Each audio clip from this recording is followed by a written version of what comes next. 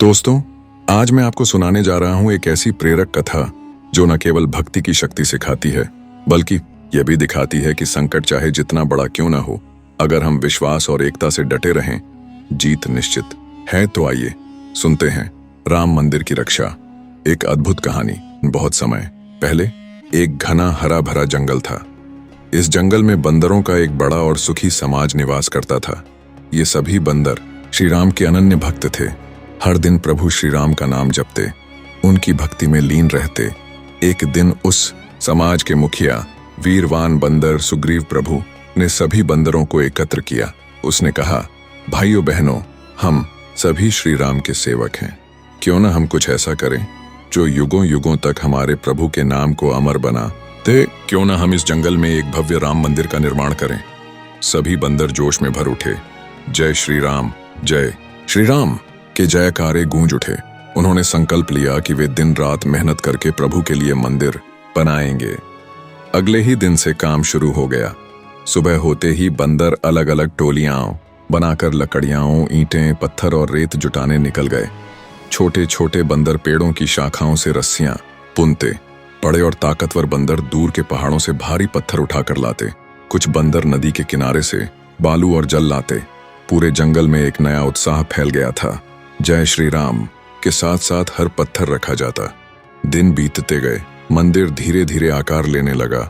उसकी दीवारें खड़ी हो चुकी थीं। छत पर कलश रखने की तैयारी चल रही थी। हर तरफ आनंद और भक्ति का वातावरण था। लेकिन कहते हैं ना, जहां उजाला होता है वहां अंधकार भी अपनी चाल चलता है। इसी जंगल के एक कोने में एक भयंकर राक्षस महाकाल रहता था। वह क्रूर, शक्तिशाली और घमंडी था। एक दिन उसके गुप्तचरों ने उसे बताया, स्वामी, बंदरों ने एक भव्य राम मंदिर बना डाला है। सारा जंगल श्री राम के नाम से गूंज रहा है। यह सुनकर राक्षस आग बबूला हो गया। क्या? मेरे जंगल में श्री राम का मंदिर? मैं इस मंदिर को मिट्टी में मिला दूंगा। राक्षस ने एक ही रात में मंदिर पर हमला करने की योजना बनाई। अगली सुबह जब बंदर अपने कार्य में लगे थे, तभी आकाश में काले बादलों जैसा अंधकार छा गया। तेज गर्जना के साथ महाकाल राक्षस मंदिर की ओर बढ़ने लगा। जैसे ही उसने मंदिर के पास पहुंचकर पत्थर खींचना शुरू किया, मंदिर की दीवारें हिलने लगीं। राक्षस ने क्रोध में आकर मंदिर के एक स्तंभ को तोड़ डाला। बंदरों ने उसका सामना करने की कोशिश की, लेकिन राक्षस बहुत शक्तिशाली था। उसने कई बंदरों को पकड़कर घायल कर दिया। डर के मारे सभी बंदर जंगल में भाग गए। वे छिपकर रोने लगे। छिपे हुए बंदरों ने एक साथ बैठकर ध्यान लगाया। सभी ने श्री राम और हनुमान जी को पुकारना शुरू किया। हे पवन पुत्र हनुमान, हमारी रक्षा करें। राक्षस ने हमारे प्रभु के मंदिर को नष्ट कर दिया।